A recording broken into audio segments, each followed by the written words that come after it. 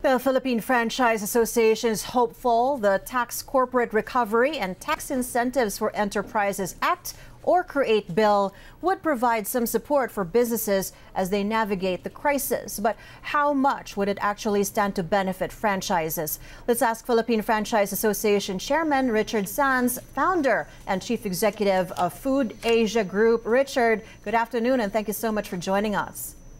Hi, Ryan. Good afternoon. Good afternoon to all the viewers of ANC as well. Well, among the pieces of legislation before Congress designed to stimulate the economy amid this pandemic, you're most in favor of the CREATE bill. How does franchising stand to benefit from it?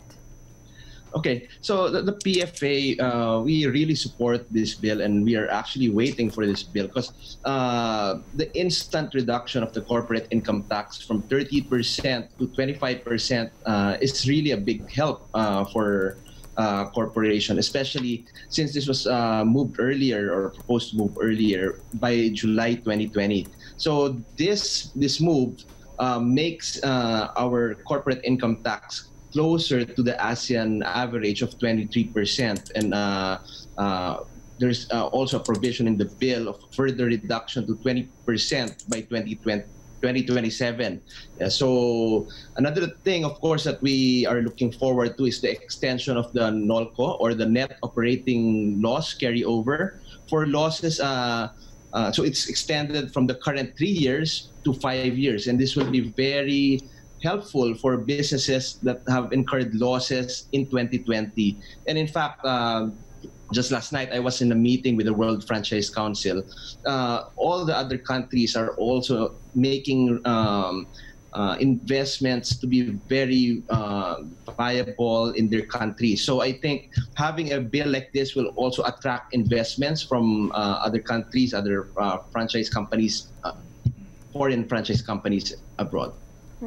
Well, most franchisors, of course, are likely to be corporations, so they get what is in effect a subsidy from government. But franchisees are likely small and medium enterprises, or rather micro to small enterprises. Do you think they might get left out of the CREATE bill's goals? Well, actually, Rain, I think that's a misconception because what a lot of people don't know is a lot of franchisees are also corporations. But for those who are sole proprietors, in reality, their taxes were already reduced in the train law, which was passed in 2017. So actually, nauna na sila.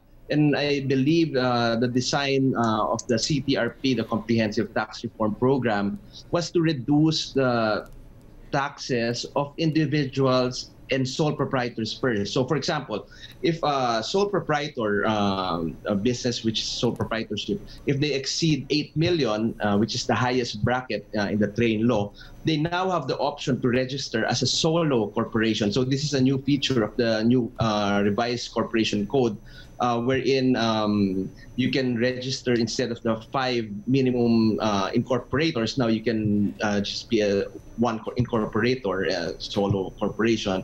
So if it's more feasible for you because of this CREATE bill, 25%, then the sole proprietor has an option to put up a solo corporation. Well, Richard, it may take some time yet before the CREATE bill is passed. You're hoping, of course, for July, but implementation may also take a little bit more time. How urgently do you think this bill is needed, and what would be other measures that might help the MSMEs and franchising industry in this time of COVID crisis? Okay, so yeah, we're actually hoping that it will be passed soonest and the earliest, because the MSMEs really need it. But I think one thing that the franchise sector is doing, it's really adapting to this new normal. So we have seen a lot of the PFA members who were very quick to pivot and adapt to the new normal. For example, we have seen Jollibee selling their Chicken Joy in the supermarkets. We have seen potato corners to be transforming their employees into entrepreneurs, and they call it their army of entrepreneurs by selling frozen French fries and flavors. So people can enjoy potato corner at home. So these are a few of an examples of turning the crisis into opportunity. And we also have seen that these companies have believed that it's better to be fast than perfect, and just perfect it along the way. Well, do you see any possible flaws or risks in the Create Bill, or can you propose improvements that legislators may want to consider? Well, right now, none really, none so far. But we are really hoping that the Senate can pass it early because, as I mentioned earlier, the MSMEs, the corporation, even big companies really need it now, especially because of this COVID crisis. Meanwhile, we see that the PFA has been active in keeping all members abreast on how to adjust to the new normal because of this pandemic. You did mention pivot in the past few weeks. We've also had the pleasure of insights of the leaders behind French Baker, Bo's Coffee, Sunny's, and Potato Corner. How many members do you currently have, and how many brands, how many in employment that may be risking some losses there because of this pandemic? Okay, so the PFA, we have 270 plus members. 8% are franchise companies. So we have around 800 brands, and in employment, it's about 1.2 million. So we did a survey sometime early April. So this was the beginning of the lockdown, and it was the ECQ. So the results were 82% of our franchisor stores were closed, and 92% of franchisee stores were closed as well. And during that time, only 6% of employees were working. So please take note that this was done early during the lockdown. But we did another survey on late May, and this was in partnership with PricewaterhouseCoopers, and the results are still being interpreted, but we are hoping to see a reduced figures because of the MECQ. Well, are there businesses, any of your members, that have signified that they may be possibly closing or in trouble because of the crisis?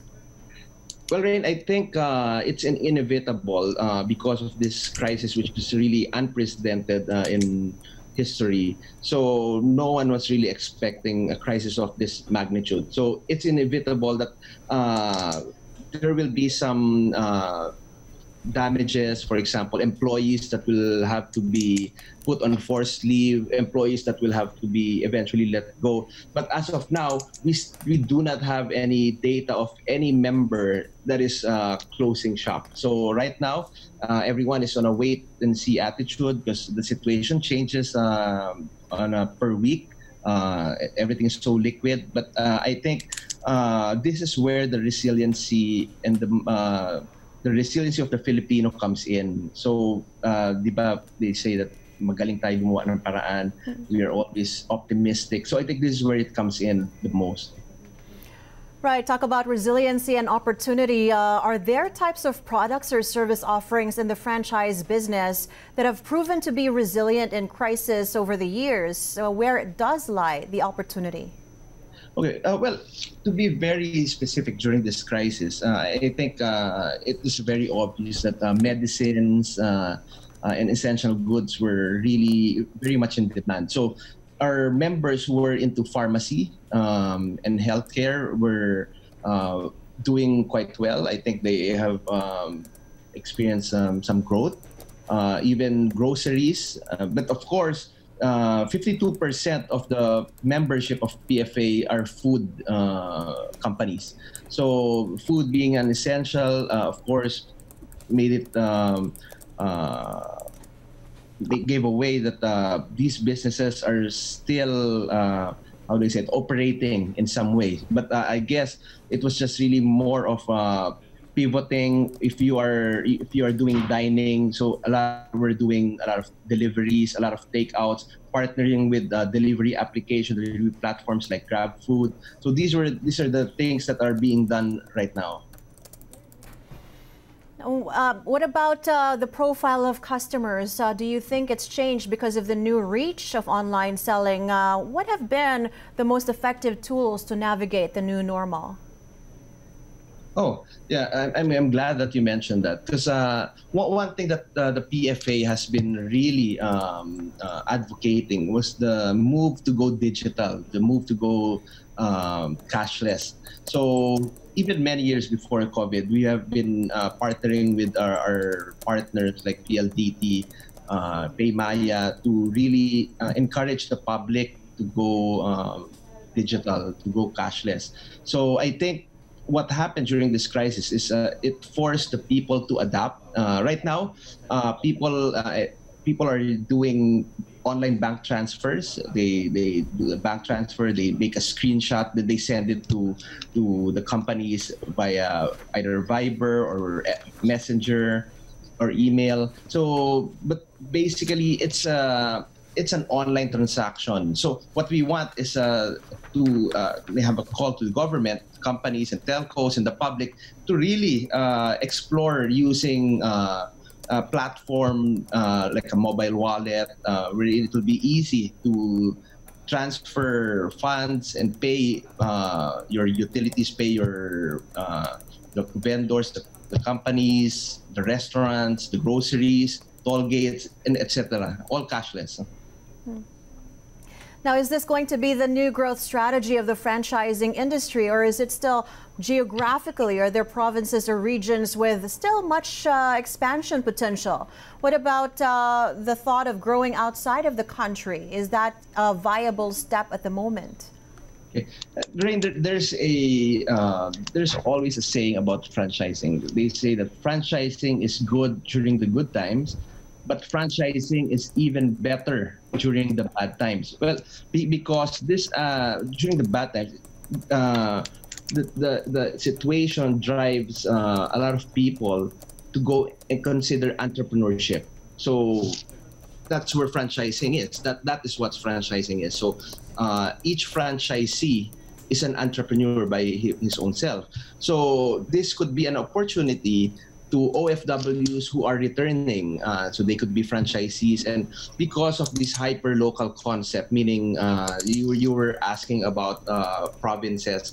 So instead of going to a far away mall, or you can just enjoy these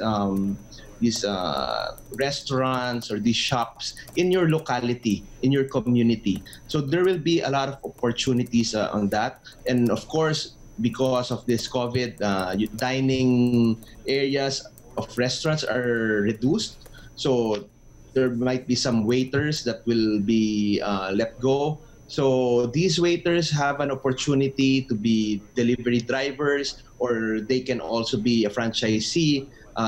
So these are some of the opportunities. On your question on going international, in fact, I just remembered because before COVID, PFA and the DTI, in partnership with the Secretary of Trade, Secretary Ramon Lopez, we had the goal of bringing 100 brands to other countries by 2022.